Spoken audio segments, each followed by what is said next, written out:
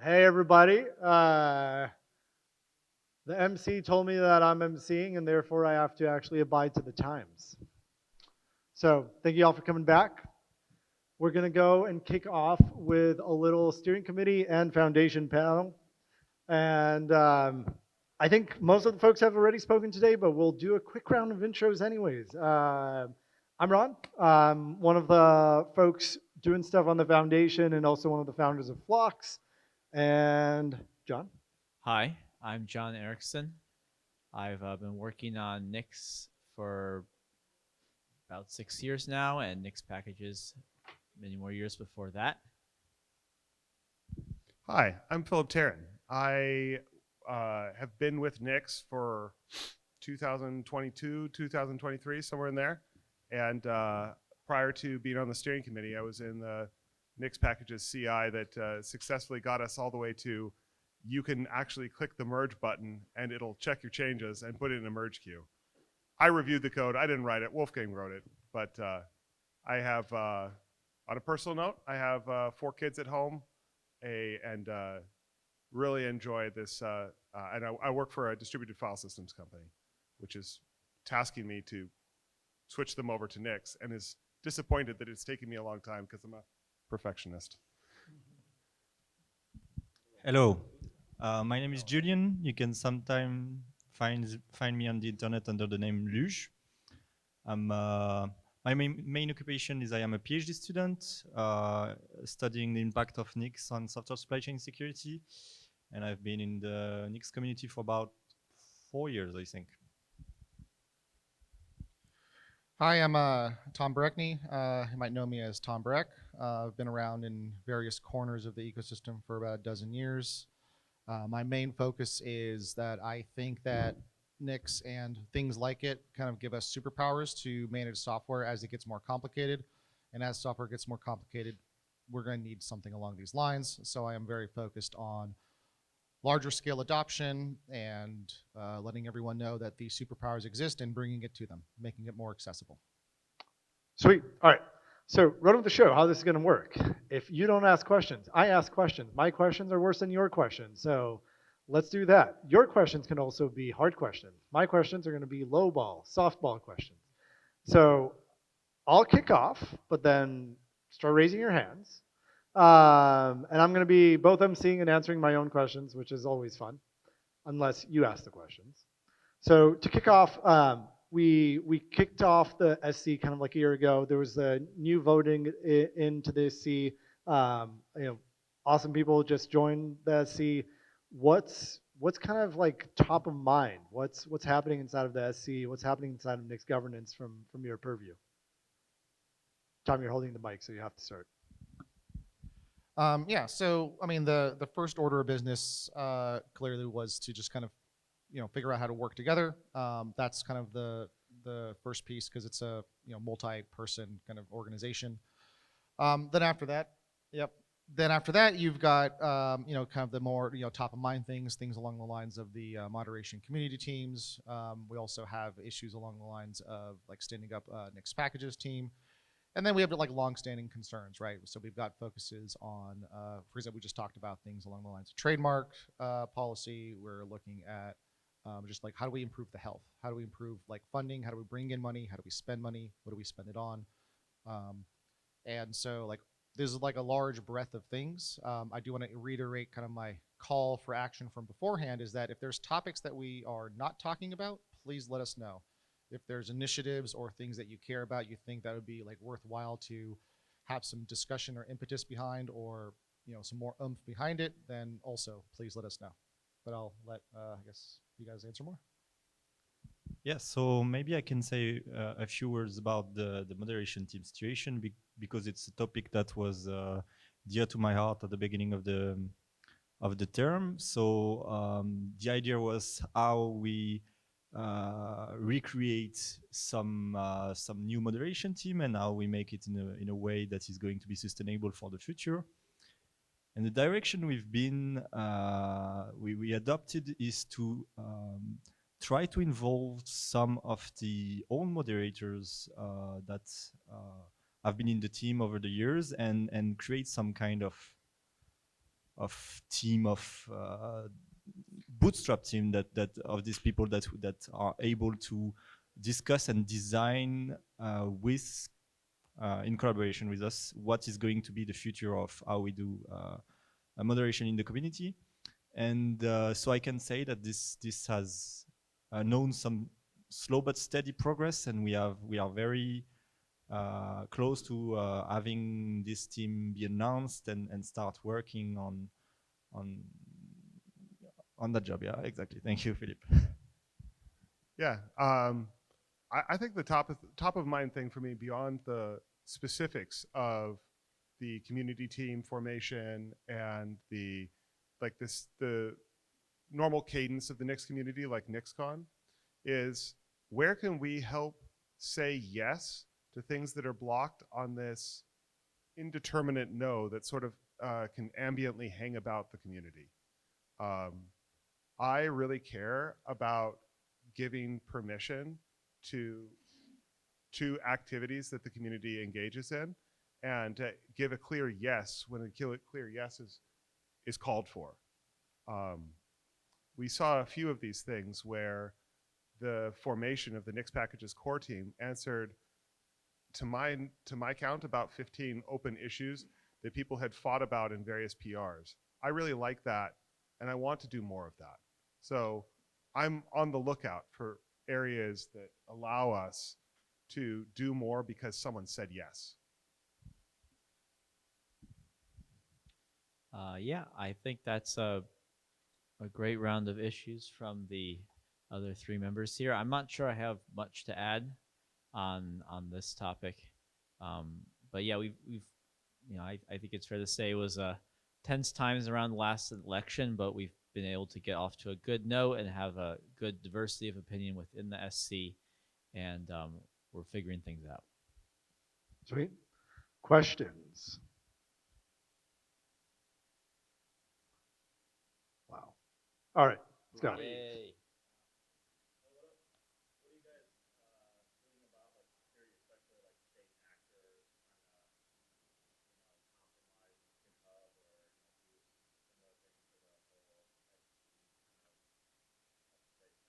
Yeah, so I'll just repeat the general question. It's around, what are we doing about security, state actors, malicious intent? There was some stuff happening at GitHub.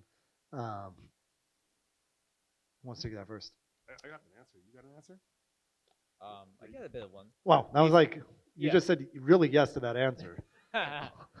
we have talked a bit about this, both sort of seeing the way the winds are blowing in the world. There's some and also like in conjunction with binary cache work that was talked about at the State of the Union. So the infra team did a bunch of good stuff there.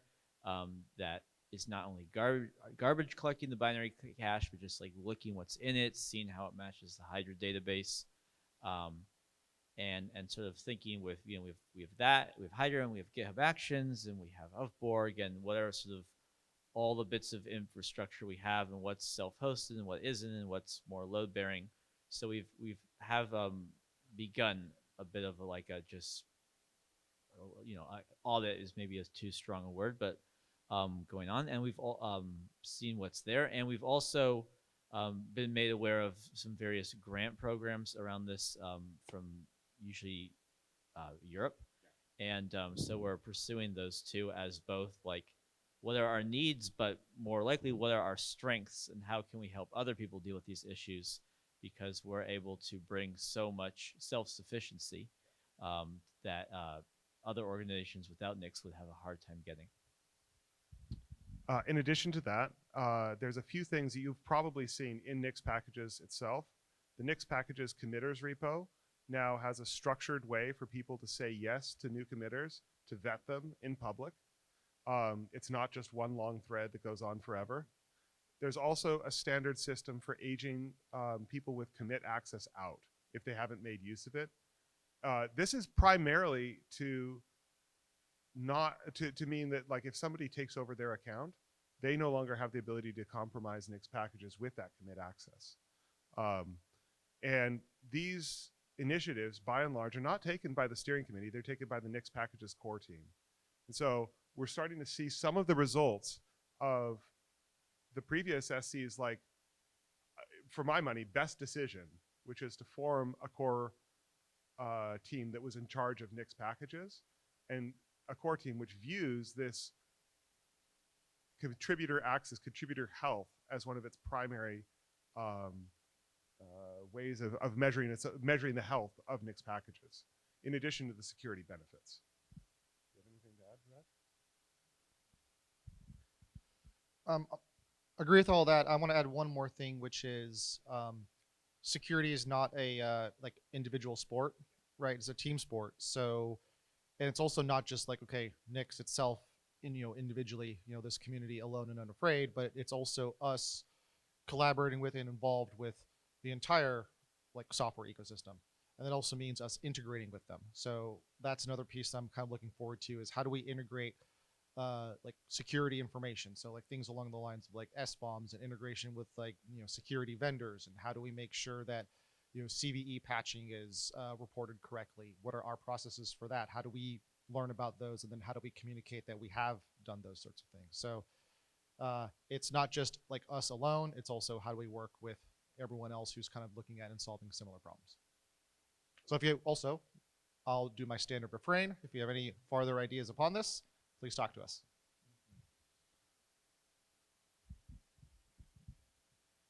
Anyone else? All right, I got another question, unless you get a question in like 3 seconds. All right, what are the biggest gaps right now happening in the Nix community that we could probably take a look at that we're not? What do you guys think?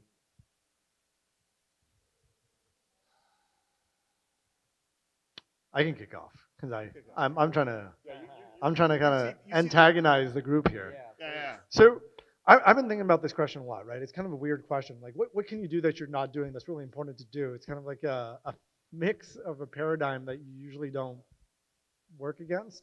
And I've been thinking a lot about where we have gaps. And I think one of those gaps, if you remember my little triangle from today's session, right? Contributors come first, and then you have resources and governance. And resources is a gap. Like, the size of our community, the impact that it has, and the fact that we have about 150K of run rate right now is a joke. Right? If one of our awesome partners decided that they don't want to partner anymore, we'll figure it out. But we are not sustainable for 2 years. And I think it's very easy to point blame at, the companies outside that are relying on Nix. I mean, like, hey, what do you think? Open source is free? It's not free. But I think it also has to do with our ability to show them that there's a path and a way to actually interact with us, contribute, and actually get involved. Now, I'm not saying that no one's at fault here, but I'm also been thinking a lot about what can I do and what can we do and what can all of the Nix community do to kind of create more of an industry standard and a path for large and small organizations to get more and more deeply involved, especially when they're more reliant on Nix or have some reliance on Nix, because the mutual incentives just seem to be there, right? I mean, we have giant companies right now reliant on the binary cache. And the NixOS Foundation does not have enough money to run the binary cache for more than 6 months. That is probably not a great situation to be in. Again, luckily we have a partner that helps out with that. But that is not sustainable. So I've been thinking more and more about ways that we can create that standard, create that expectation, and I think it's coming from our ownership to think about it and work it down. Tom's point about if you have ideas, let's think about it, but I've been thinking more about that as we've been going into the grant program, the sponsorship tiers, and I think there's a lot of effort that we need to do from our end, and not just expect money to fall from the sky when we create value. That's thought I had on this subject. I have a reaction to that idea. Yeah. One of the things I love the most about the Nix community is our apparent immunity to money. If you're handed money in general, or opportunities of, like, say, Azure credits or the like, what reliably happens is that we don't make use of it, and we bumble along and we make use of our home labs and our desktops and so on and so forth. And the ability to make do with a very little amount of hardware and very little sponsorship relative to the size of our organization. We're in the top 10 by GitHub's metrics on almost every, like on terms of number of contributors, in terms of commit velocity, in terms of health and activity. The only thing we're not in the top 10 with is like the ratio of CI minutes per commits. Like, so we're really big and we're really used by an enormous number of companies, and yet we're incredibly, incredibly frugal for that size. And I actually love that about the Nix community, and I'm a little bit more loath, I think, than you are to change that cultural dynamic, even if it would mean that you would get a lot of benefits. So for me, that doesn't actually fall into the bucket of like, what am I not doing that I should do? Because I know the effect that it has on lifestyle to stop being frugal. So I agree with you, and I'm happy we're having this discussion, because I think this is the point of like actually an interesting panel and not just us like talking to the either. I think my point here is more about how can we have certainty, right? I think it's less about, oh, let's go. You want to lower the anxiety factor. Right. It's more about how can we know that we can sustain this, or promise, or make a promise to our ecosystem, to our contributors, about the fact that we can survive for 2 years, right? Like if all the lights go off, our generator has 2 years of fuel. So it's more about the treasury aspect, and I think what you're bringing up is really important as a cultural standpoint, where if we are, and hopefully we are, able to create these partnerships that are able to generate more resources for the Nix community, how do we make sure that we keep that almost startup frugal mindset, so that can continue on with us regardless of how the dynamics of the cash flow changes. So I think that's really powerful. Yeah, I would say kind of in the middle of these two things, definitely we don't want to like increase our OpEx. To me, that's sort of the worst place to not be frugal, but there is some pressing needs on the CapEx side that I don't think making like a few key targeted investments is the same thing as just like the hedonic treadmill of like, well, we're gonna below our CI is gonna be like very expensive per commit or something. So I definitely think the foundation has a good role to play as like the central thing in the community, sort of neutral party, not beholden to any one company or customer or anything, to coordinate some of the bigger, more abstractly beneficial projects that we can get like a few once and done key wins then that way. And the grant program indeed should help a lot with that.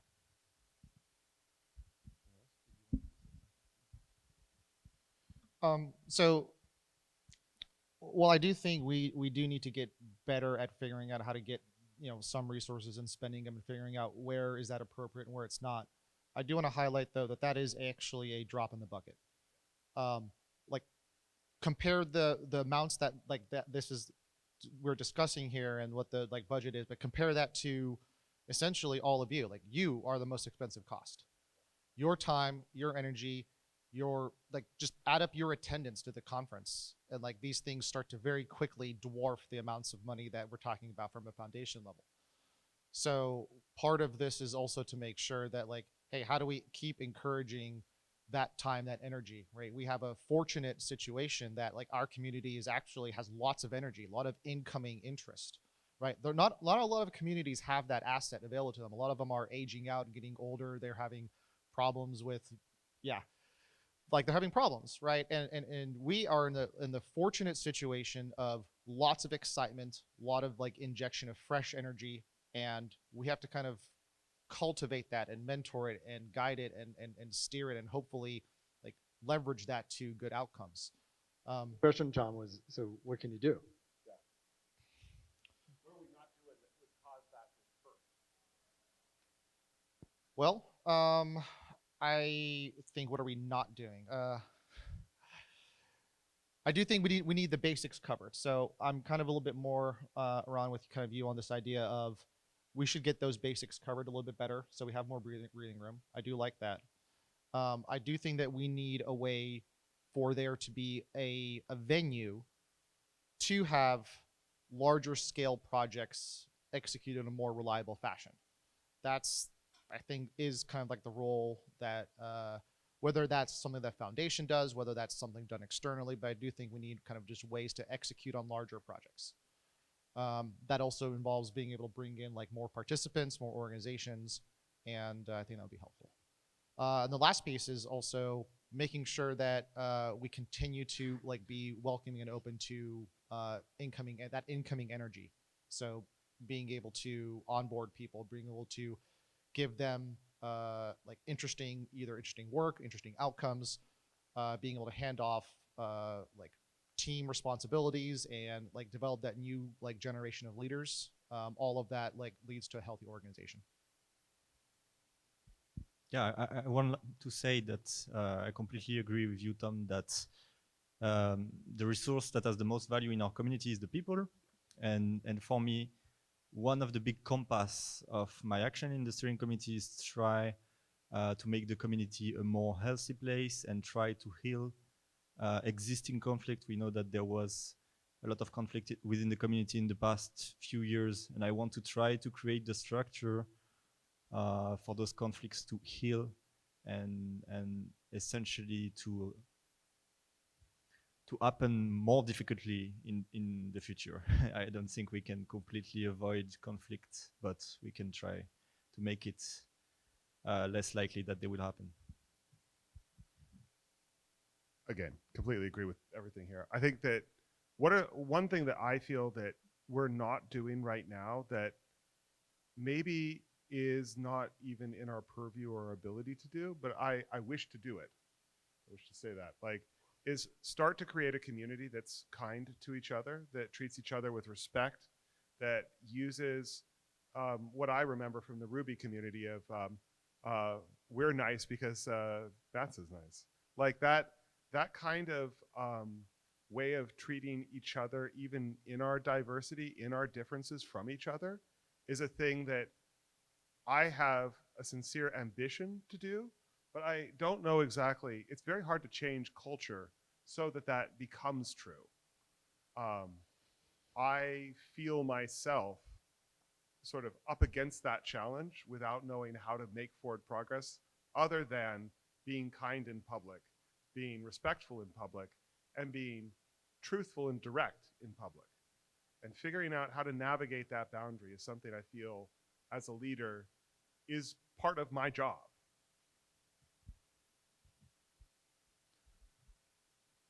Yep, Justin.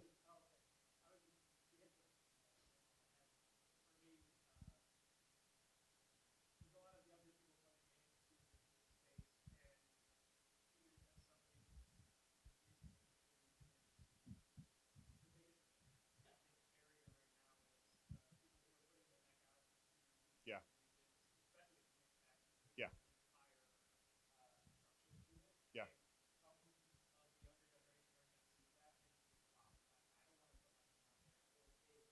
Yeah.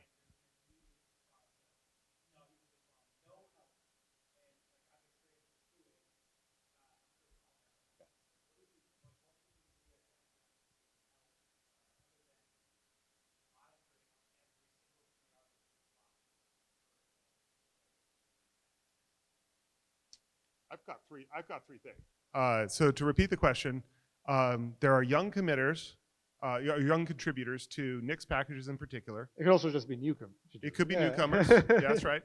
Young in contribution history, who are, because they make normal human mistakes, are ending up either not making those initial contributions or are getting immediate negative feedback as the first thing that happens. And the question is, what can we do to change that culture? So I've seen this culture start to change already. I think there's three things here. The first is there is a very small set of people who believe it to be their job to police Nix packages, and those people have received private feedback that it is not, in fact, their job to do so. That is a key component of maintaining a healthy community, to directly tell a small set of people who have a misapprehension about what good looks like. So that's number one. Number two is that the contributing guides are constantly in the process of getting shortened. I don't know if you've noticed, but contributing.md actually has gotten smaller over time, not larger. And it's gotten migrated to relevant subsections in different files throughout the code base because you don't have to take on the full complexity all at once. And I think the third and most important from my perspective, because it's technically able, is to move some of those feedback points out of a human being told you to do this and into a machine told you to do this. Because the emotional impact of the machine telling you to do it is just so much less. So that's my three things. I'm interested if anyone else has his thoughts on the matter.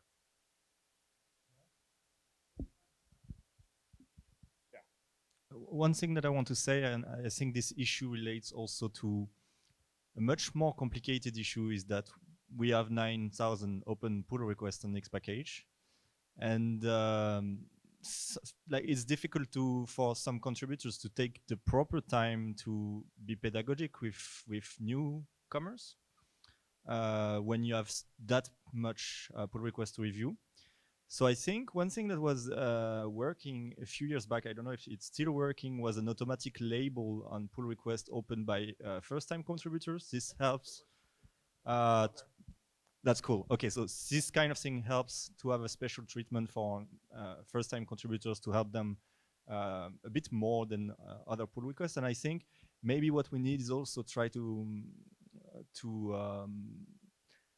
have some people whose job is specifically to try to steer those newcomers, steer them into like drafting their first pull request in state that is acceptable for the project. I think it can be very hurtful if you try to contribute to the project your first time. You get a 1-line, 2-line review that is like, change this, change that. It can be very hurtful and not human. So maybe we need a special role to make those moments more human.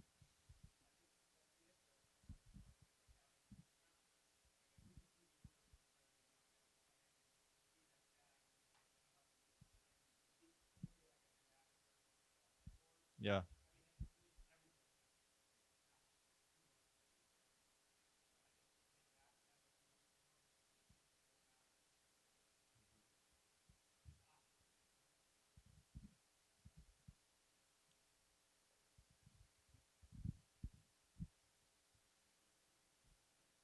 Yes, Jonathan.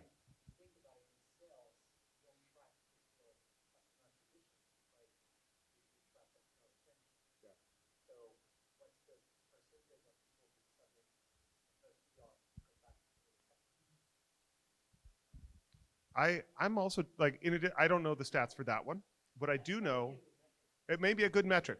I want to highlight a different metric that's very related. So with the advent of the Nix packages committer repository,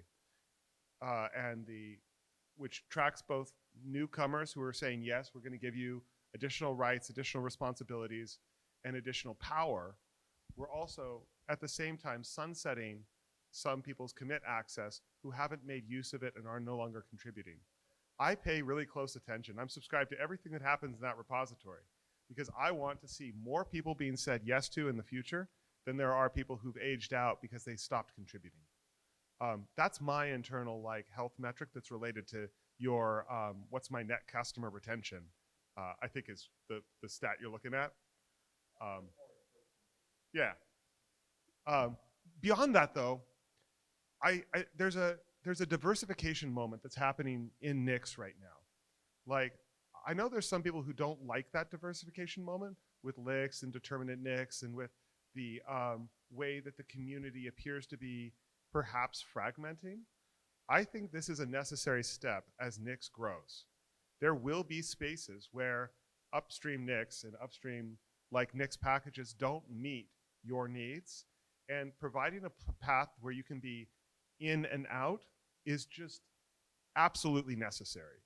So I see this kind of moment as being a good thing for our community and something that actually represents people finding a space that's right for them even though it does come at a complexity cost, where you can no longer make some of the guarantees you could make when there was one unitary implementation, where there was one unitary community. I know that's perhaps my take, not our take, but it is my take. Anyone else?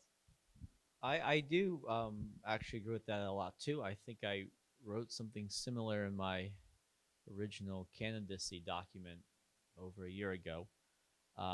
Yeah, we are always, if you think of like Nix packages as some tightly spinning, wound up thing, as it grows bigger, as it spins faster, it's gonna break apart a little bit. There's gonna be other stuff going on as the community gets bigger, and that is, I think, natural and to be expected.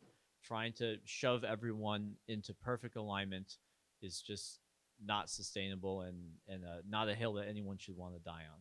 So yeah, I'm quite happy to see there's multiple competing things going on. I mean, I just came from the Nix BSD talk my coworkers did. Same idea there. Like, it's good to have multiple kernels, not put all your eggs in a Linux basket or a systemd basket or whatever other basket may be. So I do think like the diversity of the members and the diversity of the technical directions both is very important to keep us on a sustainable, resilient path. Cool. Yeah.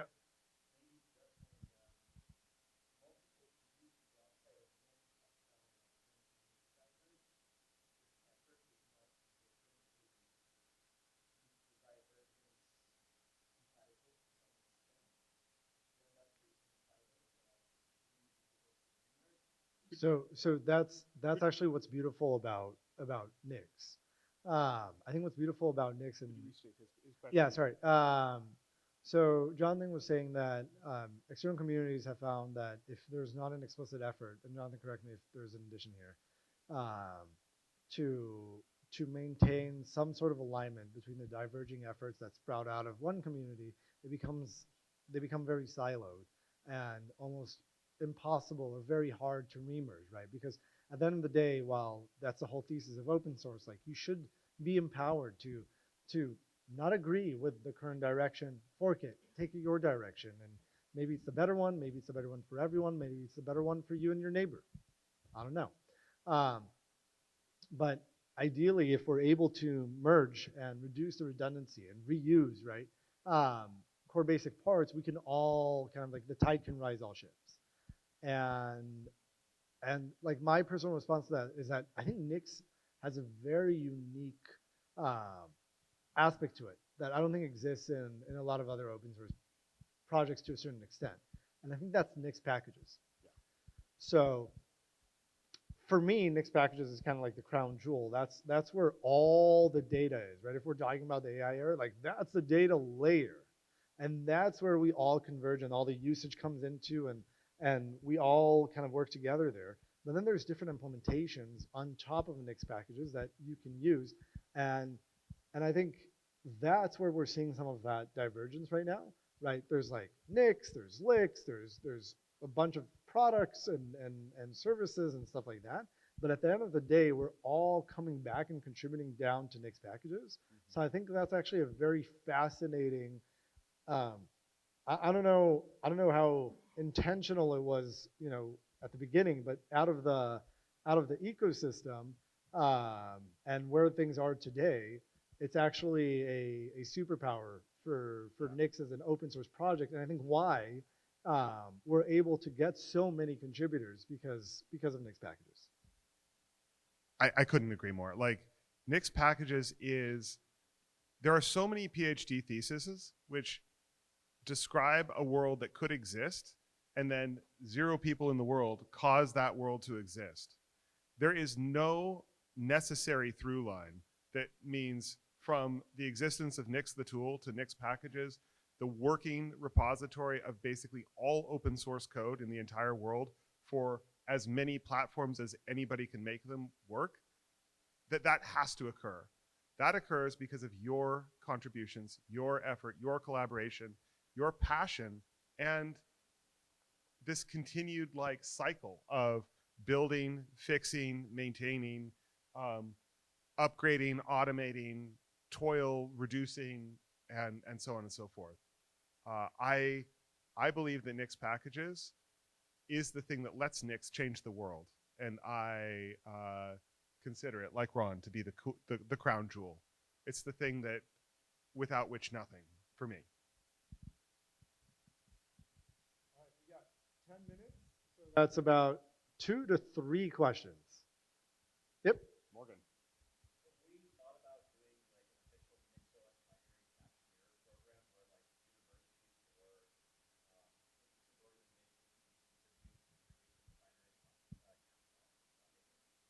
So I'll repeat that. Have we thought about potentially doing a NixOS binary cache mirror program in order to do, among other things, reduce the binary cache load that's supposedly on the foundation?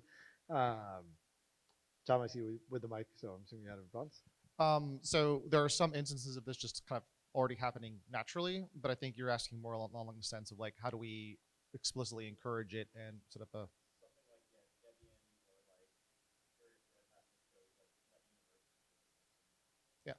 I know the idea has been discussed before, but I don't think it got like driven to a conclusion.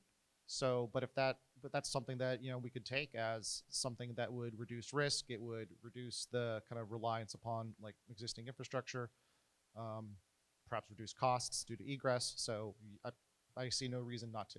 It's a good idea.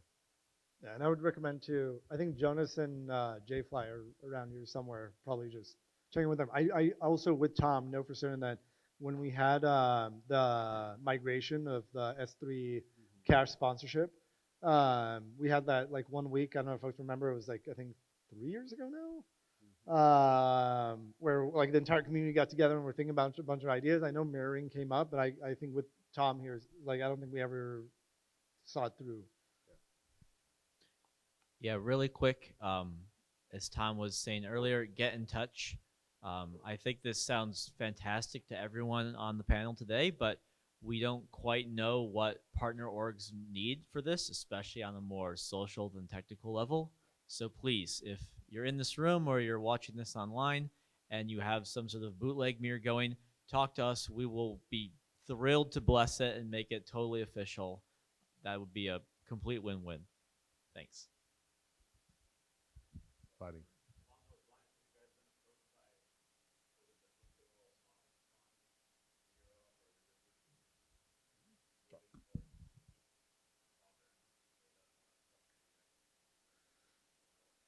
Yeah, the question is, have we been contacted by or in touch with the Sovereign Tech Fund in Germany and other such things in Europe? Yes, we have been. I guess twice now we've applied and gotten a grant from the Sovereign Tech Fund. I am administering the grant from the foundation to the various subcontractees.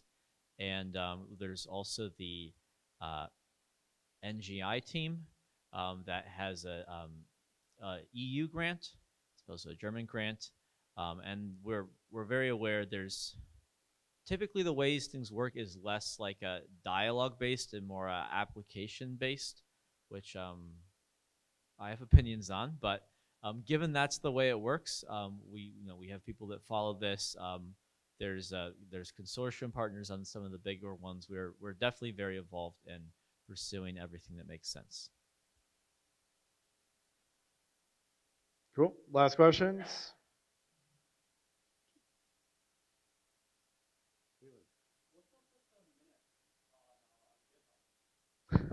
What's up with the minutes on GitHub? Thanks, Halen. Halen is asking, what's up with the minutes on GitHub? So, I can, okay. Yeah, we try to publish those minutes as fast as possible. Some of them in the last months, I guess, are unpublished because they contain a lot of names of people that were in discussion for the Bootstrap team. And we will publish those minutes when the Bootstrap team is announced. So very soon now. I also have a different answer, which is much more self-directed. I found maintaining the minutes to be a lot of work, and to be able to go through them and to be able to say, is this public? Should this be public? Should this not be public?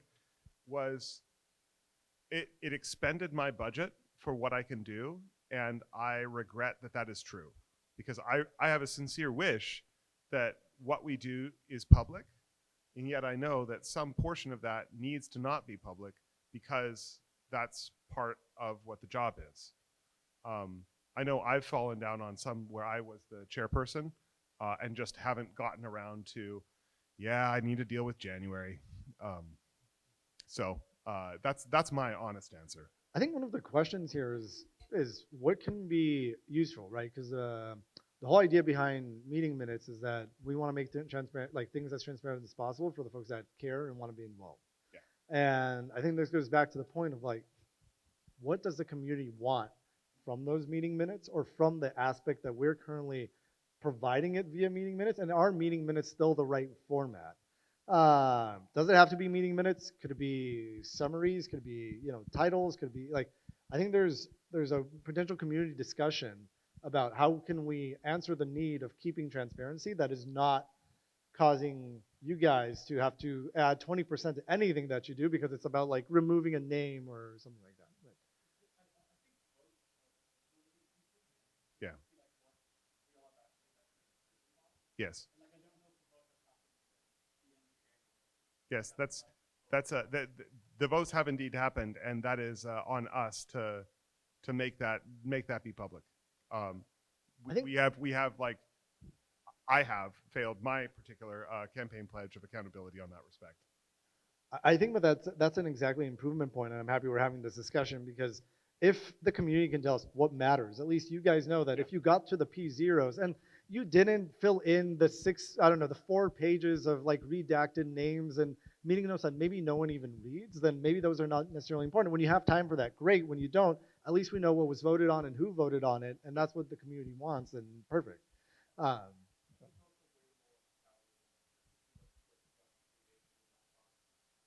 back there. Daniel?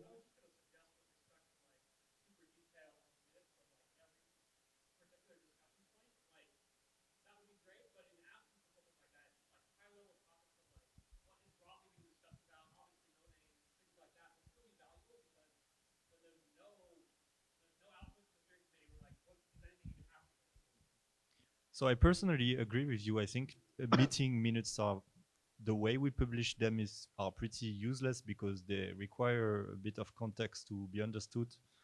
Like they are the exact word that were pronounced in the meeting, which sometimes is difficult to understand as an outsider. Sorry? Ah, yes. What was the statement? The statement was maybe something interesting could be meeting summaries as well. And I was going to say that I agree with that. Unfortunately, summaries are even like more workload than just the minutes. So ideally, in an ideal world, we are able to sustain this workload, but turns out we are not able to sustain the workload of just publishing the minutes and votes on time right now. So it's 2 steps ahead. How about this for the things that are All right, we're gonna have to wrap up. This is, again, super useful, and this was just intended to kick off and re-kick off these conversations recurrently. We don't need to wait for these kinds of panels to bring things up. Write a small note to someone, post it on Discord, send us some mailing pigeon, I don't know. I had a few other, opening an issue. Talk to Daniel, he knows how to deliver messages via different vehicles. Don't do that. But anyways, this was great. Upcoming next, we have a really cool talk from Ilko on WASM, and I think Burke might be joining him. So we're gonna step off. Thank you guys, have a good rest of the day. And anyone playing Magic the Gathering, I got some cool stuff that I might be bringing in about like an hour, so just find me. All right, thank you guys.